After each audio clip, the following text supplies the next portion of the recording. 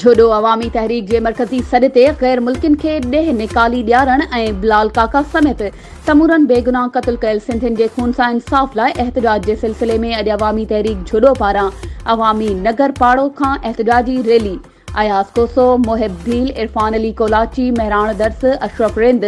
Advocate Mumtaz खोसो, इस्माइल पिताफी, रमज़ान कलोई ऐं ॿियनि जी अॻवाणी में नेशनल बैंक जोडो अॻियां मुज़ाहिरो करे धरणो हयो वियो, जिते मुज़ाहिरीन खे अॻवाणनि ख़िताब कंदे चयो त मार्शल लॉ तोड़े कूड़िन जमहूरियतुनि जे दौरनि में सिंध में ख़ासि करे सिंध जे वॾनि शहरनि कराची, हैदराबाद, सखर, मीरपुर ख़ास में अफ़गानिन, बिहारिन, बंगालिन ऐं ॿियनि सूबे जे लखे माण्हुनि खे बाक़ाइदे मनसूबे तहत आबाद कयो वियो, जंहिं करे सिंध में हथियारनि, मंशियात ऐं टारगेट किलिंग जहिड़ा ॾोह आम कया विया ऐं सिंध जो अमन अमान ख़राब करे बदअमनी पैदा कई वई ऐं हाणे उहे पनाहगीर धरती धड़ियुनि ते हमला करे ख़ौफ़ ऐं हिरास फैलाए रहिया आहिनि। हुननि मुतालबो कयो त सिंध में गैर कानूनी आबाद गैर मुल्किन पनाहगीरनि खे सुप्रीम कोर्ट जे फ़ैसिले ते अमल करे ॾेह निकाली ॾिनी वञे।